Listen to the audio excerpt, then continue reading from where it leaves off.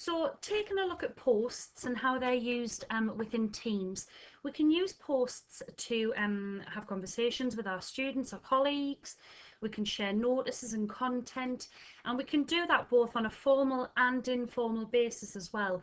And there's some little tips I'm going to show you as to how to make them formal or informal, so your students can, in the same way they can perhaps hear your tone of voice, for example, they know when something is perhaps a little more important than other posts because of the way that you present them. So if I go into my team here, um, you've got three different types of posts that you can do. The first one is quite an informal one, and it just uses this bottom post bar here where you can add in anything that you want. Okay. The second uses this format button here at the very start, where you can add a title as well as your content, which makes it again a little more formal than the previous one. And then finally, in your format, when you go onto announcement, as you can see, it makes that much larger.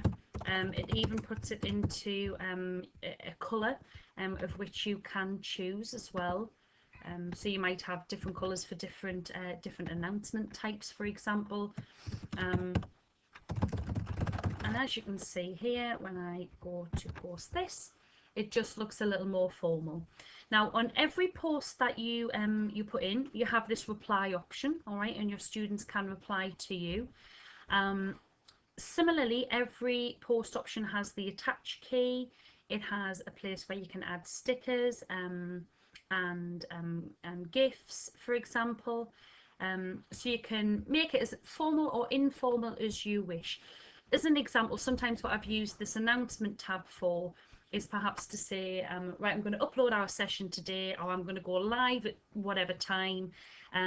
Share a GIF for me to say, let me know you're here and tell me how you're doing today. So your students can then go into the GIF tab, and they can let you know. And it's actually it's quite a good way to engage your students. So yeah, so you've got those three different types. So you've got the normal one, which you just go straight for, and then the other two are either via the new conversation or the announcement. Now you'll notice that on every post that you do, apart from the first type, you can set it so that either everybody can reply or only yourself and anyone else who's a moderator on the account can reply. If it's quite an important announcement that you need to get out across several different channels and several different teams that you've got, then you can add that here by going post in multiple channels. And I can then search for another team that I've got with some other students or other colleagues who need that same message. So it saves you having to type it out or copy and paste.